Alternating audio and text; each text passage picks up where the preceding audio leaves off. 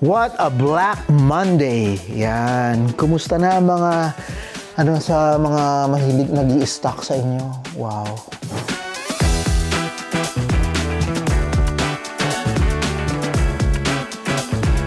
Another one of those days, medyo nakaka-depress. May mga slow day, Hopefully umabot to kasi anong oras na ngayon? So, meron tayo ilang minuto bago to i-upload. And ngayon ay maraming ang mga brainstorm meeting na nangyari kasi madaming mga pagbabagong gagawin natin. Itatry nating i-implement.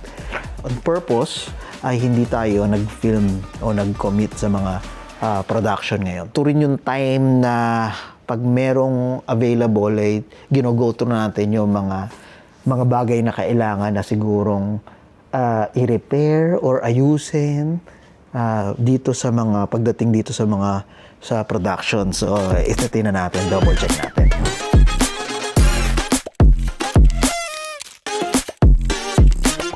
Yung pala nakalimutan ko magsalamin sa mga, sinusikal ba to? Ayun, kaya medyo malabo. Anyway, so, simulan natin dito sa Green Studio. So, ito, problema dito, hindi na naayos-ayos. Etong mga LED na yan, kailangan ng palta ng mga kable. Kasi hindi na sila nakokontrol. Okay? Ibig sabihin, meron dyan naka-bypass na lang yung sa DMX cable nila. Ewan ko, nasira o talagang sira na yan. Nasa to-do yan. Dati pang nasa to-do, kailangan lang gawin. Bihira naman namin nagagamit na tong green screen. Siguro pag nagawa na yung mga yan, mas gaganahan mag-film uli dito. Dati ang dami nagawa dito, actually. So, good idea. So, yon. Wala naman ako kaalam-alam na nagsimula ng mga pag-program ng mga ilaw. Ginawa ko parang series. Yung pagka-daisy chain ba ng mga ilaw. And ang problema, pag ganun ang ginawa mo, pag may isang ilaw na nasira, lahat hindi nagagana. So again, mga kamalian dati, wala, nung talagang dinesign to, nung sinetup ko, wala akong alam. Basic, very basic. Talking about priority. Etong kailangan nating paltan to. Meron tayo dung mas bago-bago na iMac. Ang problema sa iMac na to, panahon pa ni Mahoma to,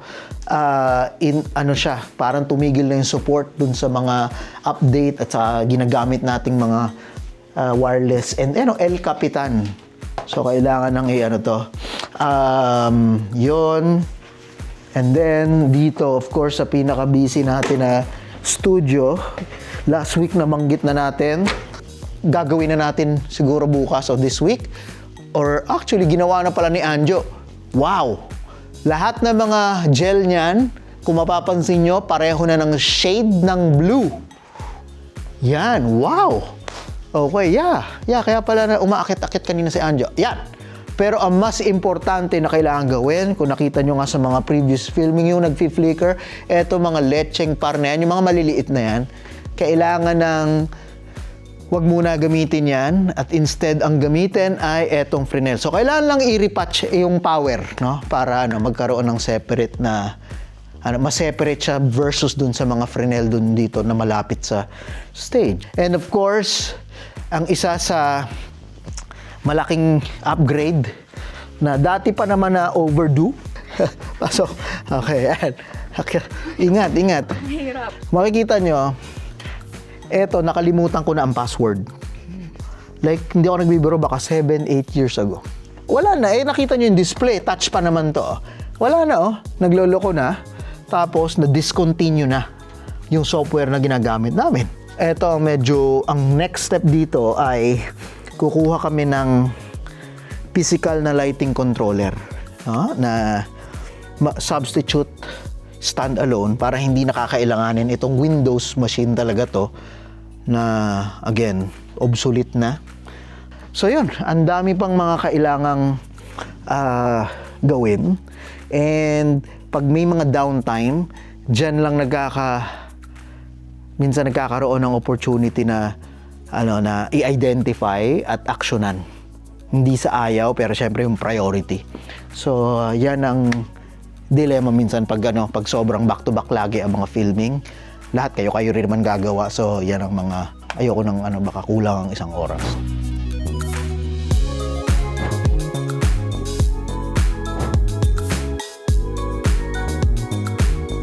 Okay naman yung weekend ko, neto lang guys. Kasi nag-date kami ng boyfriend ko sa isang masayang lugar here in North York. It's called the Bubble Planet.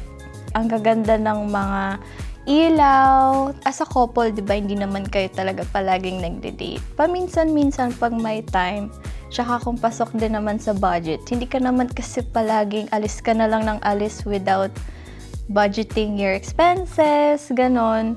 So, neto lang, parang ang tagal na rin namin ng boyfriend ko hindi nakalabas. Why not pumunta dun sa indoor experience na hindi pa namin napuntahan before? So, nag-search kami na existing na activities dito sa Toronto. Actually, matagal na yon. And magra-run sila, I think, until September 30. So, sa mga gustong pumunta, punta na kayo. Talagang masaya siya. And nakakatuwa yung mga ilaw kasi hindi siya yung madalas mong nakikita dito sa Toronto. Meron din sila sa Brazil, sa LA, sa New York. So, international tong experience na to. So, hindi na rin naman kami nagpahuli. So, tinry na rin namin.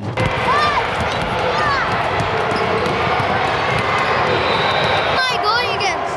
Motion. Again? Yeah. But they beat you. Okay, so nung Sabado, pumunta ako dun sa OBL game ni Kuya Anjo. Yung anak niya si Jude, may laro. Tapos, ginawa na namin ng piece, yung buong pagpunta niya doon. Parang ang naging storya niya is a day in the life of a basketball dad. So, finalo ko siya doon kung ano ginagawa niya mula sa pagpe-prepare niya doon kay Jude hanggang sa games, na-capture ko yung mga reaction niya bilang tatay na nag-cheer sa anak, ganyan. And yung overall na ginagawa ng isang parent na merong anak na parang in-enroll sa ganong klaseng mga program. Yeah. Unlike dun sa Nuib Lunch na napuntahan namin last year, talagang nilamig kami nun ni Kuya Philbert kasi outdoor yun eh. And then you have to go to one place to another para ma-capture yung mga iba't ibang art na nakakalat sa buong Toronto. So, hassle siya.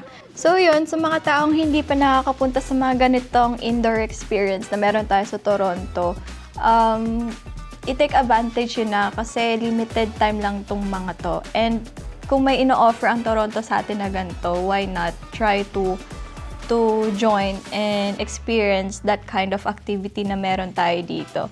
Kasi kilala ang Toronto sa mga art exhibit na ganon. So parang ayaw ko rin ma-miss out sa ganong chance. So just search it on Google and you'll find out where.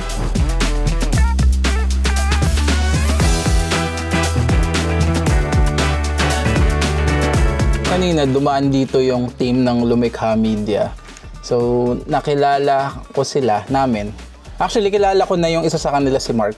For some reason friend ko siya sa Facebook from way back dahil siguro sa mga kumakanta rin kasi siya. So dumaan sila dito kasi parang gusto nilang makita yung FTV studio tsaka makipag-collab sa Filipino TV. So kaninang tanghali nandito sila. Nag-film sila ng mga skit featuring yung iba sa amin dito sa team. Yung Lumikha Media kasi para sa mga di nakakilala sa kanila, trending sila sa TikTok. Sila yung gumagawa ng mga ganitong klaseng mga skits na. Sa asal natin, kailangan mo na siguro ng oras para sa sarili ko. Ayan, so makita nyo parang million hits talaga yung mga ginagawa nilang skits sa TikTok.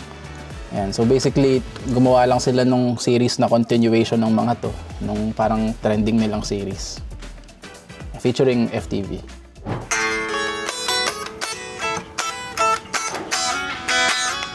Yun. I-wrap na natin to, i-edit na natin at medyo gumagabi na. And yun, sana kahit paano nag-enjoy kayo. And what a Monday. And good luck sa atin bukas.